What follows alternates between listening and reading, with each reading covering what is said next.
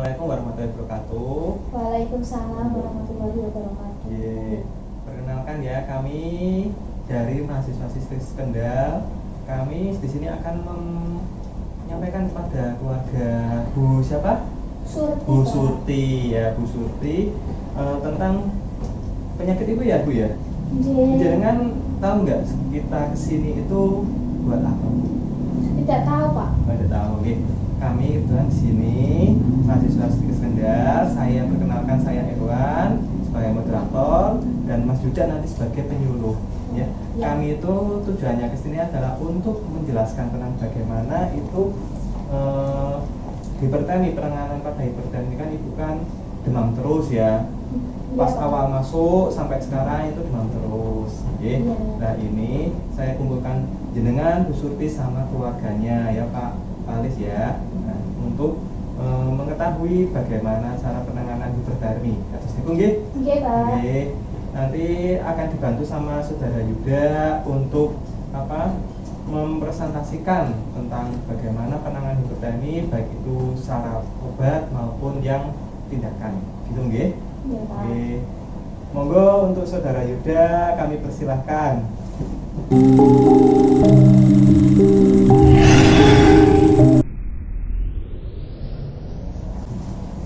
Assalamualaikum warahmatullahi wabarakatuh. Waalaikumsalam warahmatullahi wabarakatuh. Selamat pagi untuk Ibu Surti dan keluarga. Perkenalkan, saya Setiawan dari mahasiswa Stikes Kendal ya, program S1. Di sini saya akan melakukan satuan acara penyuluhan ini tentang intervensi hipertermia ya. Ini seperti yang gejala ibu alami pada saat masuk rumah sakit sini. Itu ya, Ibu Surti ya. Iya, Pak. Dan keluarga. Apa Ibu bersedia, Ibu? Bersedia. Kita langsung saja ya, Ibu Surti ya. Nah, yang pertama itu di sini ada satuan penyuluhan intervensi hipertermia. Intervensi itu perencanaan ya. Ini definisi ya, Bu Surti. Yang pertama, hipertermi itu adalah peningkatan suhu tubuh di atas kisaran normal. Kisaran normal itu di antara 36 sampai 37,5. Ini di atas 37,5 ya, berarti bisa disebut hipertermi. Hipertermi juga biasanya berhubungan dengan yang pertama ada infeksi baik lokal maupun sistemik. Ini menurut Mariun. Nah, ini tahun 2010. Yang kedua, etiologi. Ini etiologi itu penyebabnya. Di sini saya merangkum ada 8 etiologi. Yang pertama karena dehidrasi. Dehidrasi itu kekurangan cairan. Kekurangan cairan itu bisa Surti kurang minum. Yang kedua itu karena terpapar lingkungan sangat panas. Lingkungan sangat panas, cairan dari dalam Surti itu keluar semua baik lewat keringat maupun urin. Jadi otomatis ya saling berkaitan, ini keluar lewat urin, menyebabkan dehidrasi. Yang ketiga ada proses penyakit, misalnya infeksi atau bakteri. Misalnya kalau demam itu, kenapa orang demam? Katakanlah tipes itu pasti hipertermi. Yang keempat, ketidaksesuaian pakaian dengan suhu lingkungan. Misalnya ini tumpang tindih, jomplang, ini Bu Surti di gunung malah pakainya pakaian yang terbuka, yang ketika di lingkungan pantai malah pakaian yang tebal-tebal, pakai selimut tebal. Ini kan saling kontra ya. Yang kelima itu ada peningkatan laju metabolisme.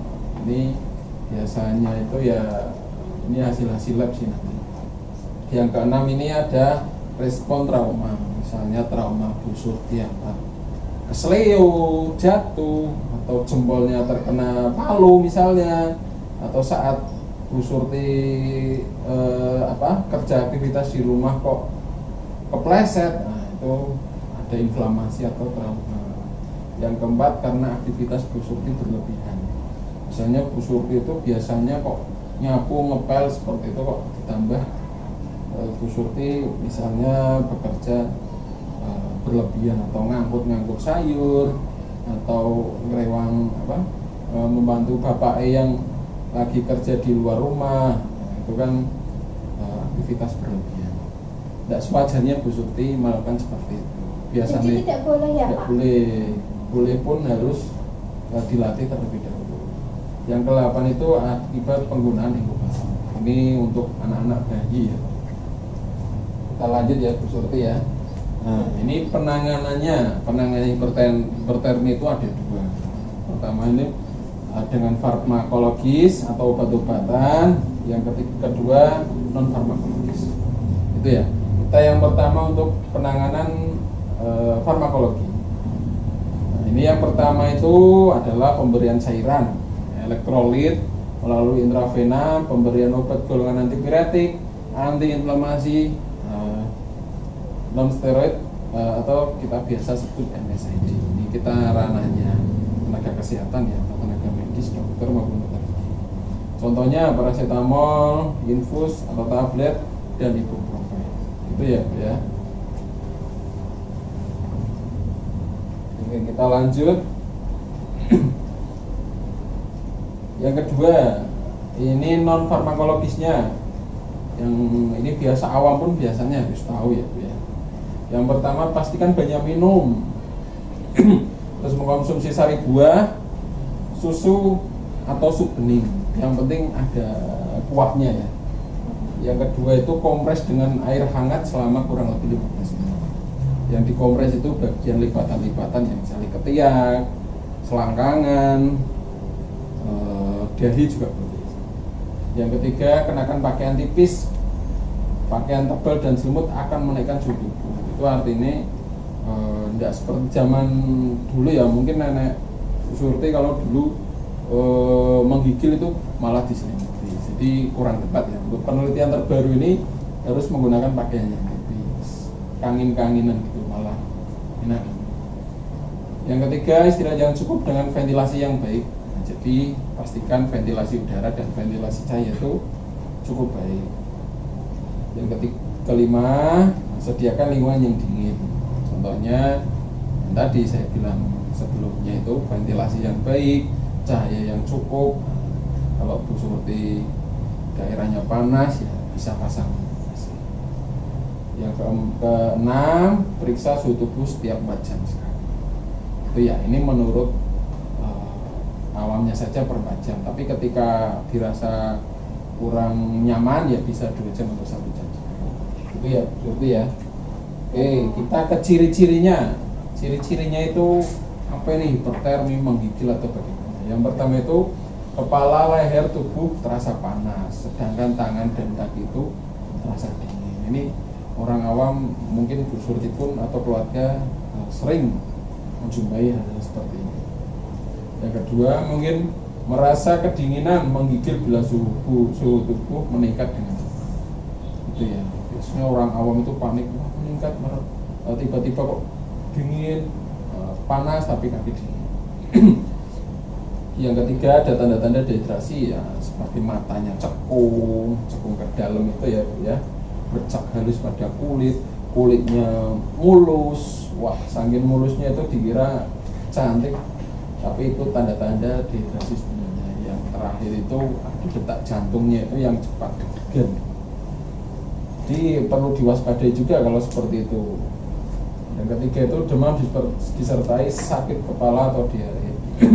Sudah dehidrasi, matanya cekung, tambah diare, masukkan inputnya atau yang diminum jenengan kurang atau bahkan tidak ada kan, repot harus seperti itu. Suhu tubuh lebih dari normal, yaitu lebih dari 35 derajat Celcius. Jika Bu Surti mengalami seperti itu tapi sudah periksa ya, Bu Surti sebaiknya melakukan pemeriksaan di fasilitas kesehatan terdekat. Jika Bu Surti mengalami ini di rumah atau ada keluarga yang mengalami seperti ini di rumah.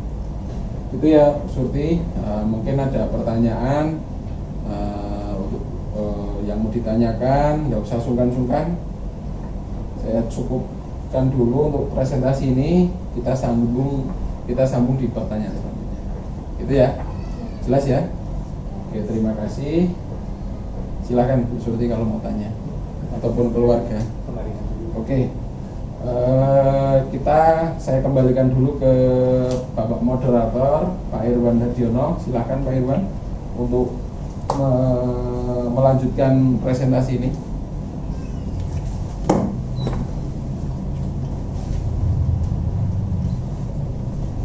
Terima kasih Bapak Yuda atas presentasinya barusan. Berikut Bu Surti sampun paham dereng apa yang sudah dijelaskan tadi sama Bapak Yuda? Sampun.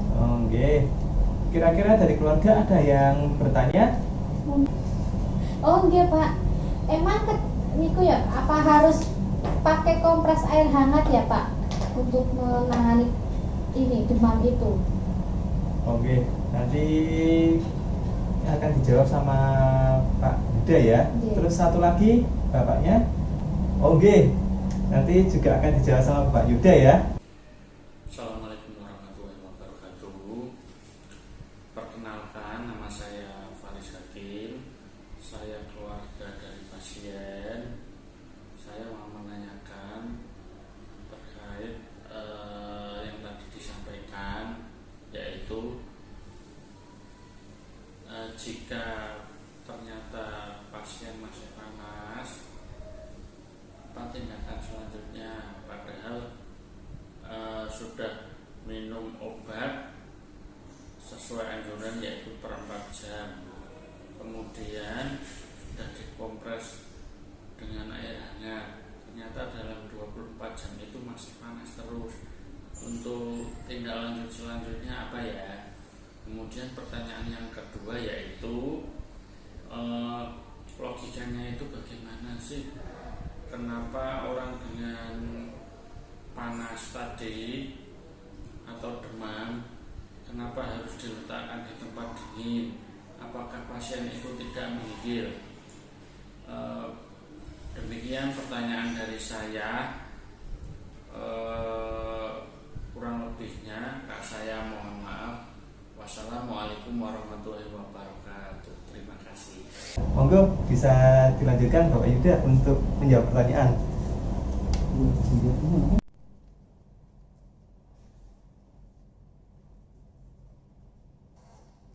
Oke, terima kasih atas pertanyaannya ya Bu Surti. Terus kemudian dari keluarga Bu Surti juga mengajukan 2 pertanyaan, yaitu Pak Falis ya Pak ya. Yang pertama saya ulangi lagi nggih untuk pertanyaannya. Yang pertama yaitu kenapa harus kompres hangat? Terus kemudian kok tidak kompres dingin gitu ya. Nah, terus kemudian pertanyaan kedua yaitu setelah diberikan obat paracetamol per 4 jam tapi masih demam, apa tindakan selanjutnya gitu nggih Pak nggih. Nih, terus kemudian yang ketiga yaitu apa pasien tidak menggigil jika diletakkan di suhu yang dingin gitu nggih Pak nggih.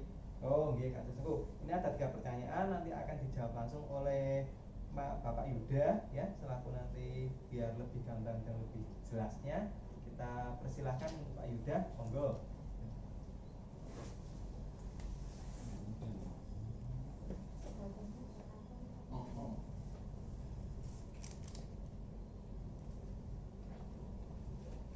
Oke, terima kasih Bapak Faris dan Ibu Surti ya.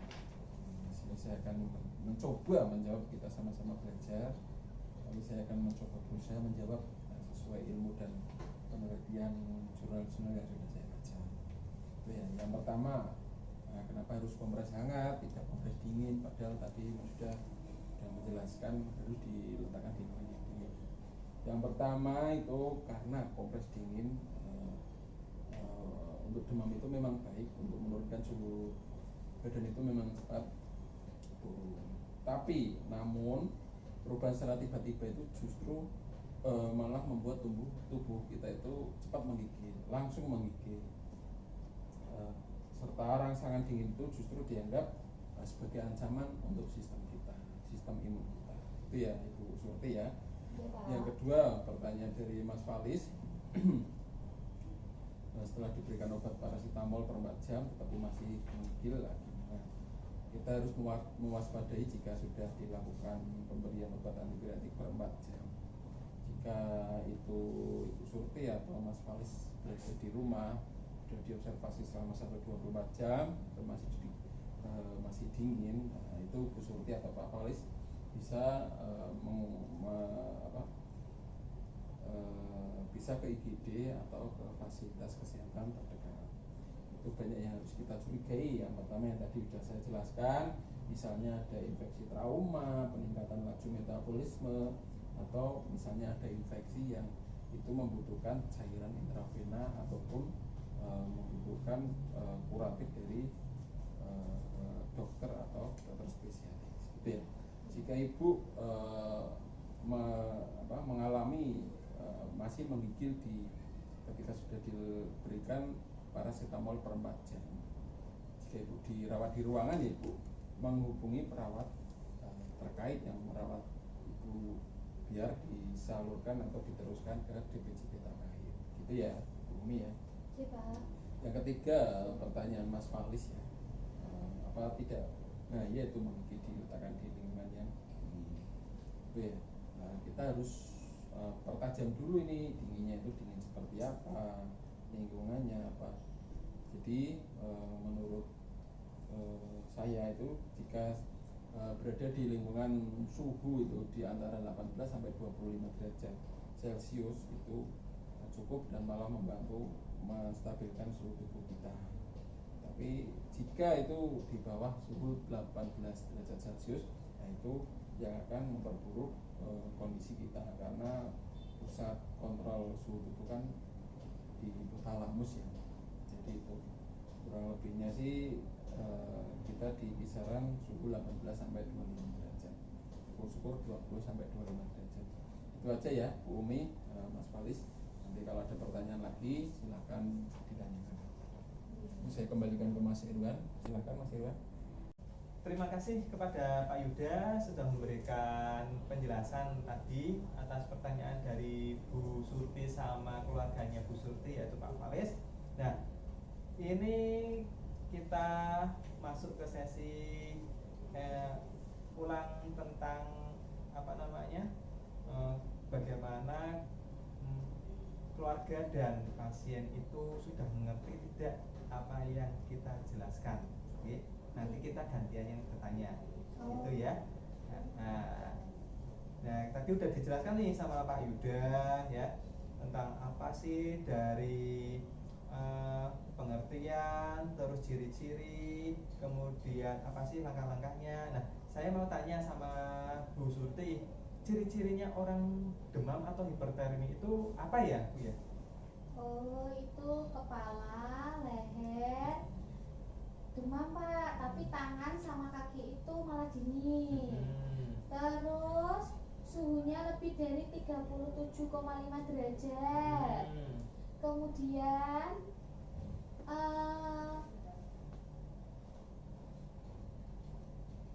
menggigil Pak, dan suhunya cepat meningkat. Kemudian apalagi ya, sebentar ya Pak, sambil tak pikir dulu ya Pak. Nggak usah dipikir Bu, ada leafletnya. Oh iya. Tinggal dibaca saja. Ada tanda-tanda kekurangan cairan Pak. Oh iya. Kemudian disertai sakit kepala sama diare juga. Nah, pinter. Berarti dari keluarga sudah tahu ya tentang apa sih itu hipertermi, terus kemudian ciri-cirinya dan bagaimana penanganannya juga ya. Seperti itu. Berarti karena kita sudah tahu apa saja ya, berhubung kita sudah menginjak pada akhir acara ya Bu ya, kan udah dijelaskan sama Pak Yuda apa sih itu hipertermi dan lain sebagainya, terus penanganannya, kemudian keluarga tadi sudah ada respon untuk bertanya juga. Nah, sekarang saya membacakan kesimpulannya, yaitu kesimpulan dari pertemuan kali ini, pendidikan kesehatan kali ini, yaitu kalau misalnya terjadi hipertermi atau demam, jika pasien itu berada di rumah atau ibu dan keluarga berada di rumah kurang lebih 24 jam itu masih tetap demam walaupun sudah diberikan antipiretik atau anti demam, maka sebaiknya dibawakan ke dibawa ke UGD atau yang terdekatlah, paskes yang terdekat ya, karena itu bisa mengancam nyawa juga sebenarnya. Terus kalau misalnya berada di lingkungan rumah sakit atau di perawatan pelayanan kesehatan, sebaiknya dikonsultasikan dulu kepada tenaga kesehatan yang terkait seperti perawat atau nanti dokter agar ada pemberian obat yang lebih lanjut lagi. Terus jangan disepelekan masalah hipertermi ini, karena ya selain bisa menyebabkan lama-kelamaan kerusakan pada otak ya, karena pengaturan suhu tubuh yang tidak normal dan stabil, juga bisa menyebabkan kejang juga, dan itu yang membahayakan. Itu ya, demikian dari penjelasan dari kami. Mohon maaf jika ada kesalahan kata dan tutur ucapan yang kurang berkenan. Kami selaku moderator dan penyuluh mohon maaf yang sebesar-besarnya. Wabillahi taufiq wal hidayah. Wassalamualaikum warahmatullahi wabarakatuh. Waalaikumsalam warahmatullahi wabarakatuh.